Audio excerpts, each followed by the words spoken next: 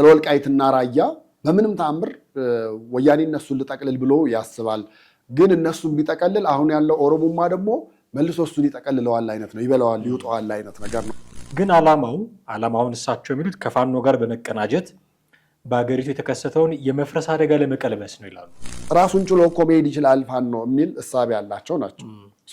ራሱን ችሎ የሚሄደው ፋኖ ለምንድን ነው ጽምዶ ውስጥ ገብቶ ራሱን እንደገና በሌላ ነገር መልሶ የሚጠምደው የሚል እሳቤ ስላላቸው ከዛ እሳቤ በመነሳት ነው ብዬ አምናለሁኝ የእሳቸው የመጀመሪያውን ጽምዶን መቃወማቸው። አሁን ፋኖ ጽምዶ የሚባል ነገር ውስጥ ለመግባት ከቲፒኤልኤፍ ጋር አብሮ ለመስራት እነዘምንም እናስረስም በቃ በመርህ ደረጃ ተስማምተናል አይነት ነገር ውስጥ ናቸው። ያንን የሚቃወም ሌላ ፋኖ ይኖራል። በነገራችን ላይ የሻለቃ ዳዊት ወልደ ጊዮርጊስን ፓወር መናቅ አንችልም። ምክንያቱም የእሳቸው ፓወር የገንዘብ ፓወር። እስክንድር ከህወሓት ጋር ከቲፒኤልኤፍ ጋር የሚደረጉትን ጥምረቶች በፍጹም የማይደግፍና የማይፈልግ ነው።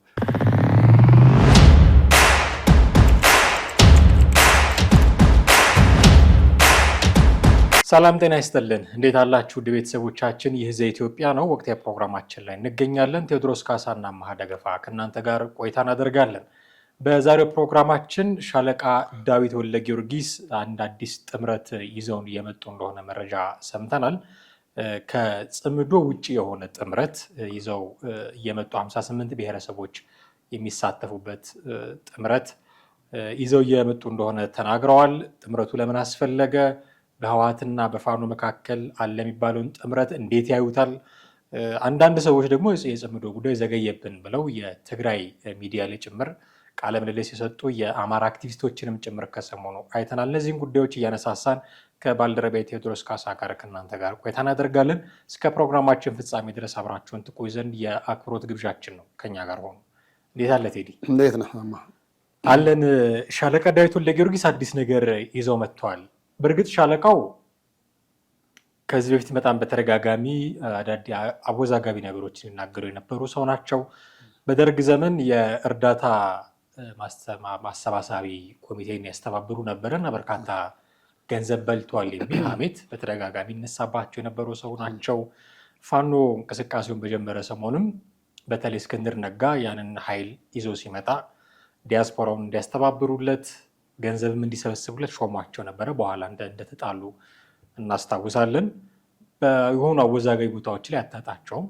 የፋኖ እንቅስቃሴ እንደውም አማራን የምትመስል ኢትዮጵያ ለመስራት ነው ብለው ቃል በቃል እስከ መናገርም ደርሰው ነበረ። በጣም በርካታ አወዛጋቢ ነገሮችን ሲናገሩ የምናውቃቸው ሰው ናቸው። አሁን ደግሞ አዲስ ጥምረት በቅርቡ ይፋ የሚደረግ አዲስ ጥምረት 58 ብሔረሰቦችን ፋኖን የሚደግፉ እንግዲህ የእሳቸውን አነጋገር ነው የምጠቀመው። ፋኖን የሚደግፉ 58 ብሔሮች የተሳተፉበት ፋኖ ልክ ህወሓት ያደርግ የነበረውን ነገር ሊያደርግ ነው ወይ የሚል ጥያቄ እንድታነሳ የሚያደርግ ማለት ነው። 58 ብሔሮች የሚሳተፉበት አዲስ ነገር ይዘው እየመጡ እንደሆነና በቅርቡ ይፋ እንደሚደረግ ተናግረዋል። እንዴት አገኘኸው ይህንን አዲስ ጥምረት? እኔ ከመጀመሪያ ጥምረቱን 58 ብሔር የሚለው በየትኛው በማን እንደተቆጠረ መጀመሪያ መታወቅ ያለበት ይመስለኛል። ለምሳሌ የኢትዮጵያ መንግስት የሚያምነው አለ፣ ዓለም አቀፍ ተቋማት ደግሞ የሚሉት አለ። እንደገና ደግሞ 80 ምናምን አይደል የሚባለው? አዎ ይባላል። ግን አሁን ወደ 50 ምናምን ወርዷል። ደግሞ ማነው ወደ 70 አካባቢ ወርዷል። ለምንድን ነው? በፌዴሬሽን ምክር ቤት ነው። ይሄ ደግሞ ሪፕሬዘንቴሽን መሆን መቻል ያለበት 70ዎቹ ምናምን ይሆናሉ እንጂ 80 ምናምን የሚባለው ዝም ብሎ በአፈታሪክ የመጣ አይነት ነገር ነው። ደቡብ ውስጥ ያሉት አሁን እያንዳንዱንም ከፍለ በዛ ደረጃ አንዳንዶቹ በቋንቋም በባህልም በምንም አንድ አይነት ሆነው ግን መካከላቸው ትንሽዬ መለያየት ሲኖር እሱን እንደ ልዩነት ወስደው የብሔረሰቦቹን ቁጥር ከፍ የሚያደርጉት አለ። ለምሳሌ አሁን ትግራይ እኛ አንድ ብሔር ብቻ እንደሆነ አድርገን ነው የምናምነው። ነገር ግን ትግራይ ውስጥ ራሱ ኢሮባ አሉ። እንደገና ደግሞ ኩናማው ግማሹ የኤርትራዊ ኩናማ አለ፣ የትግራይ ወይ ደግሞ የኢትዮጵያ ኩናማ ደግሞ አለ። እነሱንም ጨምሮ ነው። አፋር ውስጥም እንደዛ እና እንግዲህ እሳቸው 58 ያሉት ከየት አመጣው እንደሆነ አይታወቅም። የተጨፈለቁ ብሔሮች ይኖራሉ ማለት ነው። በዛ ደረጃ ነው እና እኔ እናንተ ልናወራ ስንል መጀመሪያ ስለ ሻለቃ ዳዊት የሆኑ ነገሮችን እያገላበጥኩ ነበር እና አንተ ከተናገርከው ወይ ደግሞ አሁን ካመጡት ሀሳብ ጋር የሚጋጭ ቪዲዮ ነው እንደው ምን ያየሁት። 58 ብሔር ይላሉ፣ ግን እሳቸው የአማራን ቅርጽ የያዘች ኢትዮጵያ እንድትሆን ይፈልጋል። እውነታው እንደሱ ወደሱ እንደሚያደላ ታውቀዋለህ። አንደኛ አሁን ካለው ከፋኖ ጋር ያለው አካሄዳቸው፣ ሁለተኛ ደግሞ ከዚህ በፊት የተለቀቀው ቪዲዮቸው ማለት ነው። በምን ይናገራሉ መሰለ እዛ ቪዲዮ ላይ ስለ ወልቃይትና ራያ በምንም ተአምር ወያኔ እነሱን ልጠቅልል ብሎ ያስባል። ግን እነሱን ቢጠቀልል አሁን ያለው ኦሮሞማ ደግሞ መልሶ እሱን ይጠቀልለዋል አይነት ነው፣ ይበለዋል፣ ይውጠዋል አይነት ነገር ነው እና አንድ እሱን፣ ሁለተኛ ደግሞ የአዲስ አበባን ነገር ያነሳሉ። አዲስ አበባ ውስጥ 70% የሚሆነው አማራ ነው። 70% የሚሆነው ይሄ ኦሮሞው፣ ጉራጌው፣ ትግሬው ምናምን በ30% ውስጥ የሚጠቃለል ነው እንጂ ይሄን ያክል የለም ነው ብለው የሚያምኑት አዲስ አበባ ውስጥ። በቃ አብላጫው ገዢ ቁጥር የሚሆነው የኦሮሞ ሳይሆን የአማራው ነው የሚል እሳቤ ነው ያላቸው እና ያን ዲሞግራፊ ኦሮሞማ ሊያመጣ ፍላጎት አለው ምናምን የሚል ተቃውሟቸው እና አሁን ካነሳው ጋር እኔ ምን እንትን ይልብኛል 58 ብሔር ያሉት ሌላው ኢትዮጵያ አማራን መስላ ቅርጿን የአማራን ቅርጽ ይዛ እንድትወጣ እየፈለጉ እንደገና 58 ብሔር ደግሞ አምጥቶ የእነሱን ውህድ ማምጣት ትንሽ እንትን አይልም ወይ? እርስ በርሱ የሚጋጭ ነገር አይሆንም ወይ የሚል ሀሳብ ነው ያለኝ። ምክንያቱም 58 ብሔርን በጥምረት መልክ የማምጣት ሀሳቤ ካላቸው፣ በሌላ በኩል ደግሞ ከዚህ በፊት በተለቀቁ ቪዲዮዎቻቸው ደግሞ አማራ የምትመስል ኢትዮጵያ የመስራት ፍላጎት ካላቸው እርስ በርሱ ይጋጫል ብዬ ነው የማምነው እና ሁለቱ ሀሳባቸው በፊት ከነበረው ጋር የመጋጨት ነገር አለ ወይ ደግሞ የሆነ ጭንብላቸውን ያላወለቁት ነገር አለ፣ የደበቁት ነገር አለ ወይ አማራነትም ይሆናል ብዬ ነው የማስበው እና ይሄን 58 ብሔሩን በኋላ አማራን ወደ ስልጣን ሲያመጡ ወይ ደግሞ ወደ ስልጣን ሲመልሱ ያን 58ቱንም ብሔር የሚጥሉት ይመስለኛል እንጂ ይዘውት ይዘልቃሉ ብዬ አላምንም እና ስለሳቸው የሚያወሩ መረጃዎች በዚህ መልኩ ናቸው ያሉት ነገሮች የበፊት ቪዲዮዎቻቸው። 58 ድርጅት ልትለው ትችላለህ። አሁን በየብሔሩ የተቋቋመ ድርጅት ነው ተሰብስበው አንድ ሊሆን የሚችለው እና እንኳን 58 ድርጅት ይቅርና 4 እና 5 ሆነውም እየተስማሙ እንዳልሆነ እናውቃለን። ጥቂት ጊዜ ነው ቢስማሙ መልሰው በታተናቸው አይቀርም እና እንዴት አንድ ላይ ያደርጉታል? ብዙ አንተ እንዳልከው አስቸጋሪ ሊሆን ይችላል። ግን ዓላማውን እሳቸው የሚሉት ከፋኖ ጋር በመቀናጀት በሀገሪቱ የተከሰተውን የመፍረስ አደጋ ለመቀልበስ ነው ይላሉ። ዓላማው ግን ዋና ዓላማው ደግሞ እኔ ይሄ አልመሰለኝም። ዋና ዓላማው ይሄ ቢሆን 58 48 ምናምን ብሔረሰብ ይሰበስባሉ ብዬ እኔ አላምንም። ይጠቅሙናል ወይ ጉልበት አላቸው ወይ እንዲህ ያደርጉልናል ብለው የሚያሰቧቸውን 3-4 ብቻ ፒክ ሊያደርጉ ይችሉ ነበር። ግን ዓላማው ይሄ አሁን ያለውን መንግስት መገረሰስ ሳይሆን ጽምዶን መቃወም ነው የሚመስለኝ። ምክንያቱም አሁን ይህን መንግስት መገረሰስ ብቻ ከሆነ ዓላማቸው ጽምዶም እሱን ነው ዓላማው እና ሄደ እዛ ውስጥ መሳተፍ ነው የሚሆነው። ግን ከቲፒኤልኤፍ ጋር አብረው መስራት የሚፈልጉ ሰው ስላልሆኑ ምናልባት ወደ በኋላ የምናነሳው ይሆናል ይህንን ጉዳይ ከቲፒኤልኤፍ ጋር መስራት የሚፈልጉ ሰው ስላልሆኑ ጽምዶ ውስጥ ሊገቡ አይችሉም ማለት ነው። ሻለቃ ዳዊት ወልደጊዮርጊስ ያው የደርግ ሰው ስለሆኑ ኤክስፔክተር ነው ከቲፒኤልኤፍ ጋር አብረው ሊሰሩ እንደማይችሉ። ስለዚህ ይህንን ጽምዶ የሚባለውን ኃይል የሚገዳደር ሌላ ኃይል ለማምጣት ሊያሰቡ ነው የሚመስለኝ። እኔ መንግስትን ለማስወገድ እንዲህ የሚለው ነገር ሽፋን ነው ይመስለኝ። ቅድም አንተ የተሸፈነ ነገር አላቸው ስትለኝ ይሄ ነበር አእምሮ ውስጥ የመጣው። በቃ ጽምዶን የሚቃወም ወይ ደግሞ ከሱ ጋር መሳ ለመሳ የሚቆም ሌላ ኃይል ማምጣት የፈለጉ ይመስለኛል። ይሄ በራሱ ደግሞ ለፋኖ ትልቅ አደጋ ነው የሚሆነው። አሁን ፋኖ ጽምዶ የሚባል ነገር ውስጥ ለመግባት ከቲፒኤልኤፍ ጋር አብሮ ለመስራት እነዘምንም እናስረስም በቃ በመርህ ደረጃ ተስማምተናል አይነት ነገር ውስጥ ናቸው። ያንን የሚቃወም ሌላ ፋኖ ይኖራል። በነገራችን ላይ የሻለቃ ዳዊት ወልደጊዮርጊስን ፓወር መናቅ አንችልም። ምክንያቱም የእሳቸው ፓወር የገንዘብ ፓወር ነው። መጥተው እዚህ የሚዋጉ አይደሉም፣ ያዋጉ አይደሉም። የሆነ በነገራችን ላይ የሚገርመኝ አፋብን ሲመሰረት ከጀርባ ከነበሩ ሰዎች መካከል አንዱ ናቸው። በአደባባይ ወጥተው ተናግረዋል። አፋብን ሲመሰረት ከማን ጋር መስራት አለበት በሚል ጉዳይ ላይ ሳይስማሙ ነው የመሰረቱት ማለት ነው። አሁን በአደባባይ ወጥቶ ከህወሓት ጋር መስራት አያስፈልግም ሲሉ ያኔ ምን ብለው ነበር የመሰረቱት ድርጅቱን? ወይስ እንዲህ አይነት ነገር ከነጨራሹ አልተነሳም ብለን እንድጠይቅ ያደርጋል። ይሄን እንዳለ ሆኖ ፓወራቸው ደግሞ ትልቅ ነው። ምክንያቱም የእሳቸው ፓወር ገንዘብ ነው። ገንዘብ ምንም ሊያደርግ ይችላል። እንደምታውቀው ገንዘብ ይፈልጋል ትግሉ። የፋኖ ትግል በራሱ ገንዘብ ይፈልጋል። ይብሉትም አይብሉትም፣ መሪዎቹ ይቀራመቱት አይቀራመቱትም ገንዘብ ይፈልጋል።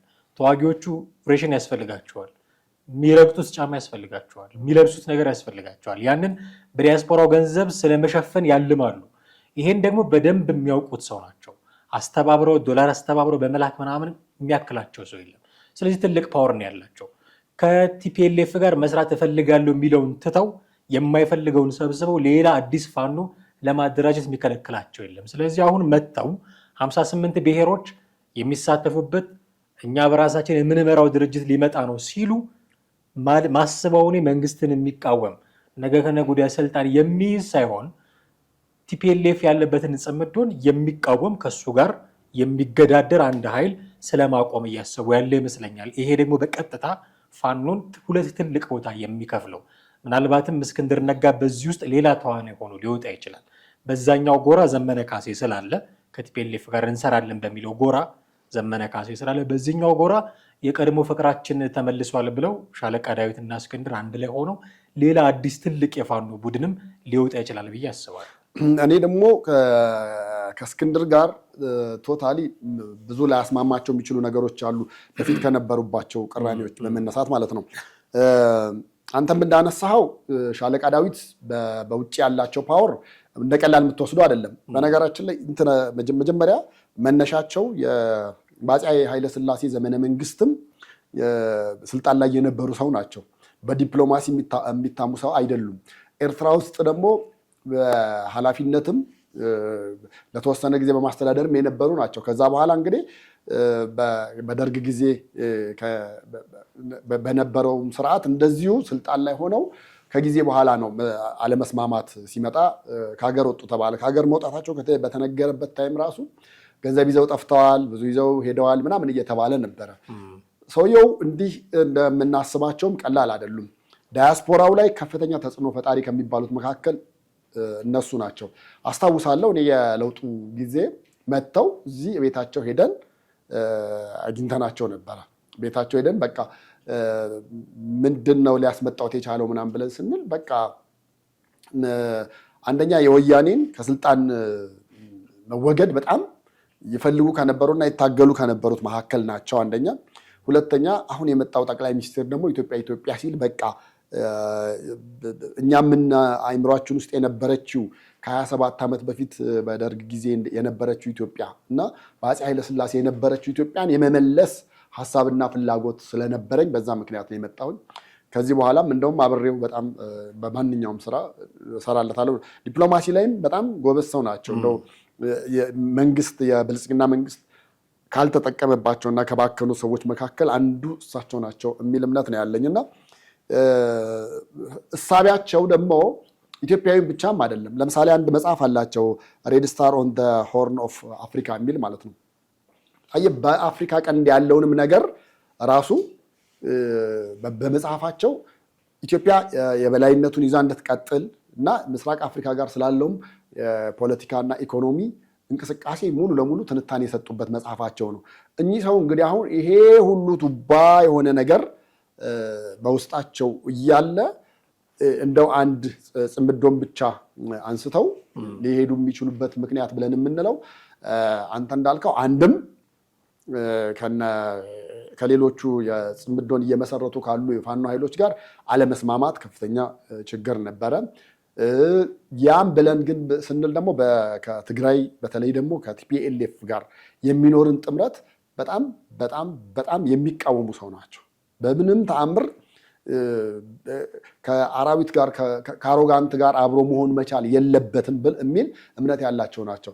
ራሱን ችሎ እኮ መሄድ ይችላል ፋኖ የሚል እሳቤ ያላቸው ናቸው።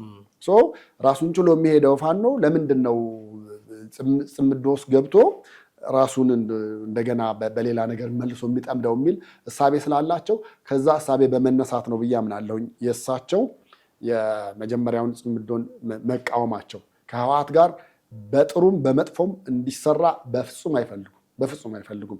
አንድ እሱ ነው። ሁለተኛ ደግሞ እንግዲህ አገር ቤት ያሉት የፋኖ ስብስብ ደግሞ ዳዊት ወልደ ጊዮርጊስ ማን ናቸው ምናምን ብለህ ብትለው ከዛ መሀል ሊያውቋቸው የሚችሉት ምናልባት በአመራር ደረጃ ያሉት ናቸው። እነ ዘመነ ካሴና ምናምን ብለህ ከላይ ብትዘረዝር ከአንድ ጣት የማይበልጡ እነሱ ናቸው የሚያውቋቸው። ከታች ያሉት አያውቋቸውም። በውጭው ዓለም ግን በተለይ በፋኖም በለው በማንኛውም መንገድ ተጽዕኖ ፈጣሪነታቸው ፍጹም የማይካድ ነው። የገንዘቡም ኃይል 100% በእነሱ ስር ነው የሚሆነው እና እኔ እንደውም ይሄ አሁን የእሳቸው 58 ብሔሩን ይዞ መንቀሳቀሱ ቢሳካላቸውና ቢሆንላቸው ቢሄዱ ቢቀጥሉበት በእርግጠኝነት ምነግርህ መጀመሪያ ከሚታሰበው ወይ ደግሞ ከህወሓት ጋር የገባውን ጽምዶ ሊያስንቅ የሚችል በጣም የተሻለ ሊሰበስቡ ይችላሉ። ግን 58 ሲባል እኔ አሁን ከኢትዮጵያ መንግስት ጋር ችግር አለባቸው ብለህ የምትላቸው እኮ እንጃ 10 ይሞላሉ እንዴ? አይሞሉም። በጣም ብዙዎቹ በአፋር በኩል የተወሰነ አለ። የኦላ ፋኖ እንደዚህ ብለን የምንጠቅሳቸው ናቸው። 58ቱን ከየት አመጣው? ልክ ህወሓት ይጠቀም የነበረውን ለማድረግ ነው። ከዚህ ብሔር እከሌ ተወክሏል ብለህ ዝም ብለህ የዛ አካባቢ ተወላጅ የሆነን ሰው ማስቀመጥ አይነት ነገር እንደ አሻንጉሊት ፑፔት አድርገህ የምታስቀምጠው ከሆነም ይሆናል ብዬ አላስብም። 58ቱን መሰብሰብ ራሱን የቻለ ሌላ 58 ዓመት የሚፈጅ 58 ስራ ነው የሚሆንባቸው እንጂ በትክክል ይሄንን ብሔር ሊያካትት የሚችል መሰብሰብ ይችላሉ ብዬ አላስብም። ከ15 በላይ መራመድ መሄድ ይችላሉ ብዬ አላስብም እና ይሳካላቸዋል ለማለት ይከብዳል ብዬ አምናለሁ ገንዘቡ ቢኖርም። ከህወሓት ጋር መስራትን መኮንናቸው ይሄ የጽምዶ ተቃራኒ ሆነው ለመውጣት መፈለጋቸው አንዱ ትልቁ ማሳያ የሚመስለኝ ሀሳቡን የሰነዘሩለት ሚዲያ ኢትዮ ፎከስ መሆኑ ነው።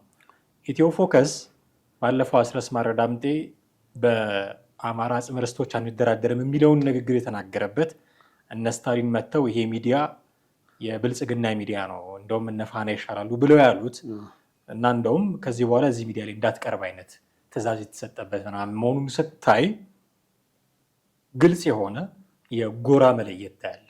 በቃ ይሄ ቲፒኤልኤፍን ከሚያሞግሰው የፋኖ ግሩፕ ራሳቸውን ያገለሉ መሆናቸውን ታያለ። ብዙዎቹ አሁን ከቲፒኤልኤፍ ጋር ስለመስራት በጣም እያሞገሱ ነው የሚያወሩት። ከዚህ በፊት የነበረ ነገር ይቅር ሊባል ይችላል፣ አብረን ልንስማማ እንችላለን፣ እሱን ካላደረግን ምኑም ፖለቲካ ሆነ የሚሉ ጉዳዮችን እያነሱ ሚዲያዎቹን በደንብ ኢንተርቴን የሚያደርጉት ሀሳብ ነው እና እሳቸው ያንን ሁሉ ሚዲያ ትተው እውነት ለመናገር ከኢትዮ ፎከስ በላይ ምናልባት የሚቀርቧቸው ምናልባት እዛው አጠገባቸውም ጭምር ያሉ በደንብ አክሰስ ሊያደርጓቸው የሚችሉ ብዙ ሚዲያዎች አሉ። እነሱን ሁሉ አልፈው መጥተው በነ ስታሊን አንደበት የብልጽግና ሚዲያ ነው የተባለ ሚዲያ ላይ ቀርበው ይህንን ሀሳብ ይዘው መምጣታቸው የሚነግር ትልቁ ነገር ቲፒኤልኤፍን ከነጭራሹ ማየት እንደማይፈልጉ ነው። ከዛ ከቲፒኤልኤፍ ጋር መስራትን በዚህ መልኩ ከኮነኑ በኋላ ህወሓት ከትናንትና ስህተቱ ያልተማረ ነው ደግሞ አሉ። ከትናንትና ስህተቱ ያልተማረ ነው ምን ማለት ነው? ትናንትና የበላይ ሆኖ ሊመራን ይፈልግ ነበር። አሁንም መጥቶ እሱን ነው ማድረግ የሚፈልገው። ልክ ባለፈው ሞንጆሪ ነው እንዳለችው አዲስ አበባ ስንገባ የሚጠብቁን አሉ፣ በር ላይ የሚጠብቁን ፋኖች አሉ። እሱ አብረን ነው የምንገባው አይነት ፋኖ በር ላይ ቆሞ መግባት ችሎ አይ እነሱ ሳይመጡ አልገባም ብሎ ሲጠብቃቸው እንደማለት እኮ ነው። እና እነሱ ከሌሉ መጥተው ካልባረኩ የአዲስ አበባን መሬት ሙሽራ ይሆናል። እንደዛ ካልሆነ አይገቡም አይነት ይሄንን ከስህተቱ ያልተማረ ነው ሲሉ ይሄንን ነው አሁንም የሚያስበው። በፋኖም ይሁን በኦላም ጀርባ ላይ ሆኖ 4 ኪሎ መግባትን ነው የሚያስበው። 4 ኪሎም ገብቶ እንደ ድሮ አዲስ አበባን ብቻ ሳይሆን መላ ኢትዮጵያን እንደ ብረት አቅልጦ እንደ ሰም ቀጥቅጦ እንደዚህ እንደሚባለው መግዛት የሚፈልግ አካል ነው። ከስህተቱ ያልተማረ ነው። ከዛ ምን ይላሉ? የአማራን ሕዝብ ወደ ተከታይነት የሚያወርድ ሲሉ ደግሞ ገለጹት። ስለዚህ አሁን የሚፈልጉት እሳቸው ተከታይ መሆን አይደለም ማለት ከቲፒኤልኤፍ ጋር መስራት ጽምዶ ውስጥ መስራት የአማራን ሕዝብ ወደ ተከታይነት ያወርደዋል ካሉ ተከታይ መሆን አይፈልጉም። መሪ ነው መሆን የሚፈልጉት። ይህንን መሪ ሆኖ ለመቀጠል ነው እነዚህን 58 ብሔረሰቦች አሰባስብ የመጣው ያሉት። እንደውም ቃል በቃል ቅድም እንዳነሳሁት ፋኖን የሚደግፍ ቅንጅት መፍጠር የፈለጉት። ስለዚህ ፋኖ የሚመራው ፋኖ አድርጉ የሚላቸውን የሚያደርጉ ፋኖ በዚህ ግቡ በዚህ ውጡ ሲላቸው በዛው ገብተው በዛው የሚወጡ የሆኑ ቡድን ነው መሰብሰብ የፈለጉት። ያንን ማድረግ ቅድም አንተ እንዳልከው አማራን የምትመስል ኢትዮጵያ ስለሆነ መስራት የሚፈልጉት ፋኖ የሚለውን ብቻ የሚያደርግ ስብስብ ነው የሚፈልጉት። ስለዚህ ይሄ ደግሞ ከቲፒኤልኤፍ ጋር አብሮ ለመስራት አይመችም። ቲፒኤልኤፍ ሁሌ መምራት ነው የሚፈልገው። ሁሌ ከፊት ሆኖ ሌላውን ውራ አድርጎ መምራት የሚፈልግ ድርጅት ነው። ስለዚህ ከቲፒኤልኤፍ ጋር አብሮ ላለመስራት የማሉ ሰዎች ጋር እየሄዱ ሀሳብ ያነሳሉ። ከቲፒኤልኤፍ ጋር አብሮ መስራት አያስፈልግም ካሉ ሰዎች ጋር ህብረት ይፈጥራሉ። በዚህ የተነሳ ነው ቅድም ፋኖስ ትልቅ የሆነ መከፋፈል ትልቅ የሆነ ምናልባት ውጥንቅጥ ሊፈጠር ይችላል ብዬ የማስበው እና ከቲፒኤልኤፍ ጋር መስራት አዋጭ የሆነ ስትራቴጂ አይደለም ብለዋል። ኖ አዋጭ ነው የሚል ደግሞ ክርክር የሚያቀርቡ ሰዎች አሉ። ለምሳሌ ቲፒኤልኤፍ ከኛ የተሻለ የጦር መሳሪያ አቅም አለው ብሎ የሚያምኑ ሰዎች አሉ። ኢንፋክት ከፋኖ የተሻለ የጦር መሳሪያ አቅም አለው ብዬ አስባለሁ። የቀበረውም ያስቀመጠውም ያላስረከበውም ትልቅ አቅም እንዳለው ገምታለሁ። ስለዚህ ከቲፒኤልኤፍ ጋር መስራት በጥይትም በመሳሪያም በኩል አዋጭ ነው ብሎ የሚያስቡ ሰዎች አሉ። ሻለቃው ግን የለም ከቲፒኤልኤፍ ጋር መስራት አዋጭ አይደለም ሲሉ ነው የሚገኙት። በዛ ላይ ከቲፒኤልኤፍ ጋር መስራት ከኤርትራ ጋር እንደመስራት ነው ከረንትሊ ባለው ሁኔታ፣ ከግብፅም ጋር መስራት እንደማለት ሊሆን ይችላል። ስለዚህ የገንዘብ የመሳሪያ የጥይት እጥረት ላይኖር ይችላል ከነሱ ጋር አብሮ መስራት። ሻለቃው ግን ከቲፒኤልኤፍ ጋር መስራት ስትራቴጂካሊ አዋጭ አይደለም የሚል አቋም ነው ያላቸው። ይህ አቋማቸው እኔ ትክክለኛና የሚደገፍ ነው ብዬ ነው የማስበው። አሁን ከህወሓት ጋር የሚሰራ ማንኛውም ተቋም ማንኛውም ድርጅት በአጭር ጊዜ ውስጥ ወደ ኪሳራ እንደሚገባ ብዙ ማሳያዎች አሉ። ምክንያቱም ከበፊት አስተሳሰብ ያለመውጣት ችግር አለ። ይሄ የመሪነት ሚናው ሙሉ በሙሉ የኔ መሆን መቻል አለበት ይልሃል። ከዛ ባሻገር ደግሞ በየጊዜው የሚቀያየራቸው አቋሞች አሉ። በየጊዜው ሰኞ ተሰብስበህ የወሰንከውን ሐሙስ ማክሰኞና ሮብ ቆይቶ ሐሙስ ስትመጣ ሌላ ነገር ታያለህ። ለምሳሌ ከኤርትራ ጋር መስራት ፍጹም የማይታሰብ እንደሆነ አድርጎ ነበር አይደል ይናገር የነበረው። አንደኛ በስልጣን ላይ ያለም እንደዛ ነበረ።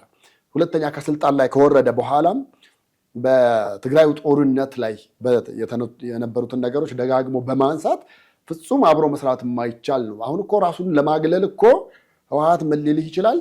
እኛ ጽምዶን የሰበሰብነው የህዝብ ለህዝብ ግንኙነት እንጂ የመሪ አይደለም፣ እኛ አናውቀውም ብሎ ሌላ ጊዜ እኮ ነገሮች ሲመቻቹለት በእርግጠኝነት ይህን ሲነሳ እንደዛ ሊል ይችላል። አዎ ህዝብ ለህዝብ ነው እንጂ እኛ መሪዎች ደብረጽዮን መቼ ሄዶ ያውቃል እዛ ልትባል ትችላለህ። በእርግጥ የአስመራ መሪዎች ይመጡ ነበረ። ብዙ ጊዜ እንደውም ፎቶዎችም ቪዲዮዎችም እየተለቀቁ ነው። የእነሱ አመራሮች ይመጣሉ እንጂ እኛ የሄድንበት ጊዜም የለም ብሎ ሊክድህ ይችላል ነው የምልህ። እና የአቋም ለውጥ በየጊዜው ስለሚያደርግ እሱ የእሱን ባህሪ ማወቅና ከእሱ ጋር አብሮ አለመሆን ጥሩ ነው። አሁን እንደ ዳዊት ወልደ ጊዮርጊስ እሱ ብቻ አይደለም። እኔ በተለያዩ ጊዜያት ለምሳሌ እሳቸው የተቃዋሚ መሪ ወይም ዋና ጸሐፊ ሆነው በጣም ተደጋጋሚ ለረጅም ዓመት ኖረዋል በውጭ ሀገር። ወያኔ ለረጅም ጊዜ ስልጣን ላይ ያለ ሲገዳደሩት ከነበሩት የተቃዋሚ ፖለቲካ ፓርቲ መሪዎች መካከል አንደኛው ዳዊት ወልደ ጊዮርጊስ ናቸው። እኚህ ሰው በሚገርምህ ሁኔታ እኔ አንድም ጽሁፍ ላይ አላጋጠመኝም አስመራ ምድር ሄደው ገቡ ረገጡ ወይ ደግሞ እዛ ሄደው ካሉት ታጣቂዎች ጋር ተወያዩ ሲባል አሁን ብርሃኑ ነጋ እዛ ድረስ ሄደዋል። አስብ እነ ቀጀላ ምናምን ሄደዋል ታች ድረስ አስመራ ድረስ ሄደው ገብተው በረሃ ውስጥ ቆይተዋል። እኚህ ሰውዬ ግን አንድም ቀን ሄዱ የሚል ጽሁፍ አላየሁም፣ አላነበብኩኝም። እኛም በፕሬሱ ላይ ያለን ስንጽፍ ቅንጅት ግንቦት ሰባት እዛ ሄደ ገባ ምናምን ነገር ተብሎ ሲባል ኦላ እዛ ሄዶ ገባ ሲባል እሳቸው ግን እዛ ሆነው ነበር የሚመሩት ነው የምልህ። እንደዛም ሆኖ አብላጫውም አብዛኛውም ስብስብ የአማራ ስብስብ እንደሆነ ነው ይታመን የነበረውም። ያው የተወሰነ በኋላ አስመራ ውስጥ እያሉ ሁለቱ ማለት የግንቦት ሰባትና ኦላ በየጊዜው ይገናኙ ነበረ። እንደገና የካምፓቸውም ተቀራራቢ ነበረ። የኦላም እንደገና የግንቦት ሰባትም ነው የምልህ። እና አመራሮቹ አንዳንድ እየተገናኙ ሲተራረቡም ሻይ ቡና ሲጠጡ ምን ሲሉ ምናምን ኦላ ስጋት ነበረው። ሁለታችን ወያኔን መጣል ብንችልና አዲስ አበባ ብንገባ የቅንጅት የበላይነት ወይ ደግሞ የአማራ የበላይነት ሊመጣ ይችላል የሚል ስጋት ነበረው፣ ፍራቻ ነበረው። ፍራቻ ስለነበረው ኮላቦሬት ሆኖ አብሮ ለመስራት በምንም ተአምር እሳቤ ውስጥ አታይበትም። እሳቸውም በጣም በተደጋጋሚ ለመሪዎቻቸው ከበታች ላሉት ይነግሯቸው የነበረው ሂዱ፣ አግኟቸው፣ ከነሱ ጋር የሚያስፈልጋችሁን ነገር ውሰዱ። ከዛ በዘለለ ግን አብራችሁ ሆናችሁ መስራት የማይቻል ነገር ነው። አብራችሁ ሆናችሁ በስልጣን መቆየት ኢትዮጵያን ለመምራት የማይታሰብ ነገር ነው የሚል እሳቤ ነው የነበራቸው። በኋላ ብልጽግና ሲመጣ ያው ብዙዎቹ አሁን ዳያስፖራውን በለው አብላጫ ያለው የሚያምነው የኦሮሞማ መንግስት ብሎ ነው የሚያምነው። እሳቸውም በዚህ ቃል ነው የሚጠሩት እና ይሄ ሊውጠን የተነሳ ነው የሚል ስጋትና ፍራቻ አላቸው። አሁን ከ58 ብሔር ሰበሰብኩ አሉ እና በአንድ በኩል ኦሮሞማ ሊውጠን ተዘጋጅቷል ብለው፣ በሌላ በኩል ደግሞ ከኦሮሞማ ጋር ደግሞ የኦሮሞ ታጋይ ከሆኑት ጋር ደግሞ አብረን እንሰራለን ማለት እርስ በርሱ የሚጋጭም ነገር ነው ስታስበው። ስለዚህ እኚህ ሰውዬ እኔ በእርግጠኝነት ሻለቃ ዳዊት ይሄንን ጥምረት አሳክተውት ይመጣሉ የሚል ሳይሆን በመካከላቸው አንዴ እየተጣመረ አንዴ እየተፋቱ አንዴ እየተጣመረ አንዴ እየተፋታ እንደዚሁ ገባ ወጣ አይነት ነገር የሚሆንበት ጥምረት ነው ሊሆን የሚችለው እንጂ እሳቸው አእምሯቸው ውስጥ እንደሰሩት እንዳሰቡት እንደተናገሩት ጥምረቱ በጣም ህወሓትን ብቻ ባገለለ መንገድ ሆኖ ውጤታማ የሆነ ጥምረት መሰረታለሁ ብሎ ማለታቸው ይሆናል ይሳካል ብዬ አላምንም እኔ በራሴ። ከህወሓት ጋር ጥምረት ከመፍጠር ይልቅ ራሱ ወሳኝ የሆነበት አዲስ መተባበር ከሌሎች ጋር መተባበር ይሻላል ብለው ስለሚያምኑ ነው እንግዲህ አዲስ 58 ብሔሮች የሚሳተፉበት አዲስ ድርጅት ይዘው ስለመምጣት እያሰቡ ያሉት። ልክ እሳቸው እንዲህ እያደረጉ ባሉበት ጊዜ ማለት የፋኖ የራሱ የፋኖዎችም የደጋፊዎቹም ነገር አራምባና ቆቦ መሆኑን የምታውቀው የፋኖ አንደበትን የሚሉ ሰዎች ደግሞ ሄደው የቲፒኤልኤፍ ሚዲያ ላይ ቀርበው ስለ ጽምዶ ሲተነትኑ ሀሳብ ሲሰጡ ደግሞ ታያለህ። አሁን 58 ሰዎች ማለት 58 ብሔሮች ተሰባስበው መንግስትን ስለመጣል አዲስ ጥምረት ምናምን እየተባለ በሚሰማበት በዚህ ጊዜ አሳየ ደርቤ ደግሞ አይ ቲንክ ትግራይ እንደዚህ በትግርኛ ቋንቋ የሚሰራ ቴሌቪዥን ላይ ነው ብቻ እዛ ቀርቦ ኧረ እንደው ጽምዶ ቆየብን አይነት መቼ ነው ጥቃት የሚጀመረው አይነት ሀሳብ ሲሰነዘር ነበረ እና ሻለቃ ዳዊት የፋኖ ደጋፊ ናቸው፣ አሳየ ደርቤ የፋኖ ደጋፊ ነው። ሁለቱም ግን የተለያየ አቋም ነው ያላቸው። አንዱ አንቲ ቲፒኤልኤፍ ነው፣ አንዱ ደግሞ ፕሮ ቲፒኤልኤፍ ነው። ከቲፒኤልኤፍ ጋር መስራት አለመስራት እንዲህ ሁለት ቦታ ከፍሏቸዋል። ይሄ የሁለት ሰዎች ምሳሌ ነው። ስታበዛው የሆኑ ግሩፕ ኦፍ ፒፕል ምናምን ስታደርገው ደግሞ በጣም ስንጥቃቱ እየሰፋ ይሄዳል። መሬት ላይ ያሉት ፋኖች ስል እነ ዘመንን እነ አስረስን እነ እስክንድርን ማለት ብቻ ሳይሆን ድምፃቸውን የማንሰማቸው እነዚያ የሚዋጉቱ ትእዛዝ ተሰጥቷቸው ሄደው የሚዋጉት የሚሞቱ የሚገሉት የእነሱን ሀሳብ ብንሰማ ደግሞ የእነሱስ መከፋፈል ምን ያህል ደረጃ ይደርስ ሲሆን ብለህ ደግሞ ስታስብ በጣም ከባድ ነው የሚሆነው እና ልክ ሻለቃ ዳዊት እንዲህ አይነት አዲስ ጥምረት ይዤ የመጣው ባሉበት ጊዜ አሳየ ደርቤ ደግሞ ሄዶ በስነስርዓት ቁጭ ብሎ የትግራይ ቴሌቪዥን ላይ ሀሳብ ይሰጣል። ጽምዶ እንደዚህ ከእናንተ ጋር መስራት አለብን፣ ይሄ መንግስት እንመጣለን፣ እንደውም ዘገያችሁ፣ እየዘገየብን ነው፣ አፍጥኑት እንጂ መቼ ነው የሚጀምረው ጦርነቱ አይነት ሀሳብ ሲሰነዝር ሰማ ነው። ይሄን ጉራማይሌ እንዴት ነው ፋኖ የሚያስተናግደው? እኔ አይወላ አሁን እኔ አማራ ውስጥ ሆነው የፋኖ ደጋፊ ሆነው ማንኛቸውም እናሳየ ደርቤንም በል ሌሎቹ በሙሉ ምናልባት ትግሉን ለማፋጠን ሊሉ ይችላሉ ወይ ደግሞ በቃ ይሄ መንግስት መጣል እንዲህ እንደ 100 ሜትር ሩጫ ምናምን አይነት አድርገው አስበው እየተንቀሳቀሱ ሊሆን ይችላል። ነገር ግን ውስጣቸው ቁጭ አድርገህ እንኳን በክብ ጠረጴዛ ብታስቀምጣቸው ብዙ የማይስማሙባቸው ነገሮች አሉ። አሁን የመሬት ጉዳይ ብታነሳ አንዱና ትልቁ በቃ ፋኖና ህወሓት በምንም ተአምር አይንና ናጫ ብለህ የምትለው አይነት እንቅስቃሴ የሚያካሂዱበት ነው። ይህንን ዋናውን ትልቁን ነገር የጥለው ነው እነሱ ጥምረቱ ሊመጣ ሊሳካ የሚችለው። አሁን እኮ እሱ ብቻ አለም። አሁን ልክ ፋኖ ውስጥ ታች ምድር ላይ ወርዳ ያሉት ቢዋጉ ብለህ እንዳልከው ሁሉ የህወሓት ውስጥም ያሉት መጨረሻ ያሉትን ወታደሮች ብትጠይቃቸው ለምንድን ነው የምትዋጉት ብለህ ብትል ለመሬታችን ነው የሚል ለመጀመሪያ ለስልጣን አይደለም። ስልጣን ሌላ ሁለተኛና ሶስተኛ መንገድ እንደሆነ ወይ ደግሞ ሶስተኛው ደረጃ እንደሆነ ነው የሚነግሩ። የመጀመሪያው ግን ለመሬታችን ለህልውናችን የተነገራቸውም ሁለቱ ነገር ይሄ ነው። ለህልውናችሁና ለመሬታችሁን የተባለው እና ሳይደርብ ይሄን የት አስቀምጠውት የት ረስተውት ነው ጽምዶን መቼ በተከናወነ መቼ በሆነ የሚሉት ሊሆን የማይችል አይነት ነገር ነው። እሱ ብቻም አይመስለኝም። እኔ እስክንድር ይሄ ከህወሓት ጋር ከቲፒኤልኤፍ ጋር የሚደረጉትን ጥምረቶች በፍጹም የማይደግፍና የማይፈልግ ነው። ከዚህ በፊት ባደረጋቸው በተለያዩ እንቅስቃሴዎቹ የእነሱን ያክል የሚያውቃቸው እስክንድር ነጋ ነው ብለህ ልትመሰክርለት የምትችለው ነው። ስለዚህ እስክንድር ከዛ ጋር የሚኖረውን ጥምረት በምንም ተአምር አይደግፈውም። በራሱ ፋኖ በራሱ ተነስቶ ማምጣት የሚችለውን ለውጥ ማምጣት ይችላል የሚል እምነት ያለው ስለሆነ ማለት ነው የምልህ። ዳዊት ወልደጊዮርጊስን በተመለከተ እሳቸውን ብዙ ጊዜ እሱ በጋዜጣውም በምኑም በፊት በነበሩት ጋዜጦች የሚኒሊክ አስኳል ሳተናው ላይ ያስተናግዳቸው ነበር። የእሳቸውም ጽሁፎች ይወጡ ነበረ። እሳቸውን ፓርቲሲፔት ያደረጉ ነበረ።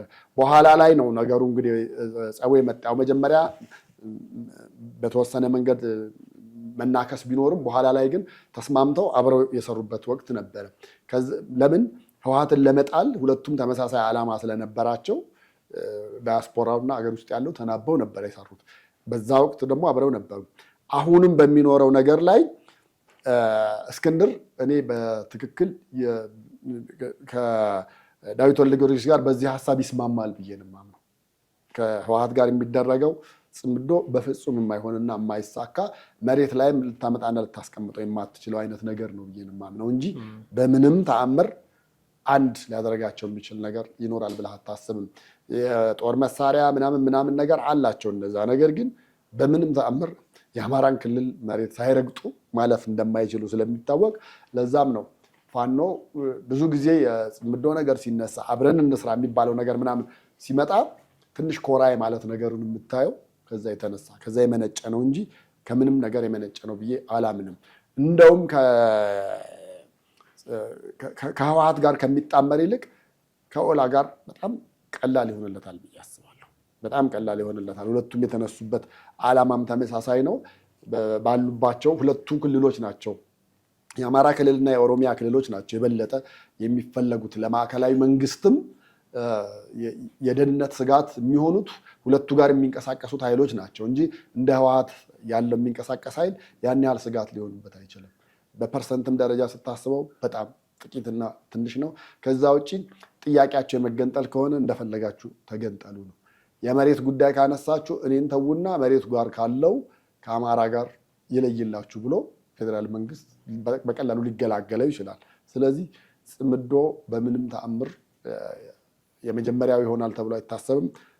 የእሳቸው ያነሱት ሀሳብ ደግሞ በጣም ውጣ ውረድ አለው። በጣም ከፍተኛ የሆነ እንቅፋቶች አሉት።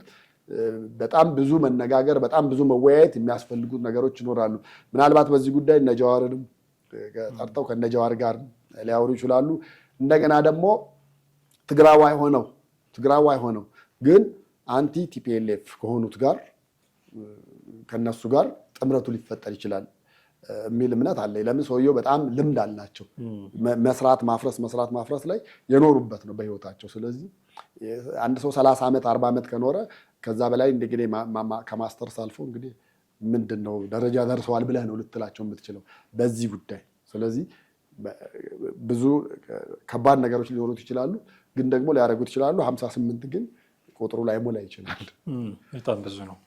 እንግዲህ የሚያመጡት ድርጅት ምን አይነት ድርጅት ነው የሚሆን በቅርብ ቀናት ይፋ ይደረጋል ተብሎ ነው የሚጠበቀው። ምን አይነት ድርጅት ነው፣ እነማን ናቸው የተሳተፉበት፣ አመራሮቹ እነማን ናቸው የሚለውን ስናውቅ ደግሞ አንድምታዎቹን እንዲሁ ብቅ ብለን የምንፈትሽ ነው የሚሆነው። እጅግ አድርጌ አመሰግናለሁ ቴዲ። ወደ ቤተሰቦቻችን እናንተም ከኛ ጋር ነበራችሁ ቆይታ እጅግ አድርገን እናመሰግናችኋለን። የዛሬውን ፕሮግራማችንን እዚህ ላይ እናበቃለን። ቴዎድሮስ ካሳና አማሃ ደገፋ ነበርን። በሚቀጥለው በሌላ ርዕሰ ጉዳይ እንጠብቃችኋለን። ቻናላችንን ሰብስክራይብ ያደረጋችሁ የደወል ምልክቱን የተጫናችሁ ቪዲዮቻችንንም ሼርና ላይክ ያደረጋችሁ ትቆዩን ዘንድ በአክብሮት ጋብዘናችኋል። ጤና ይስጥልን።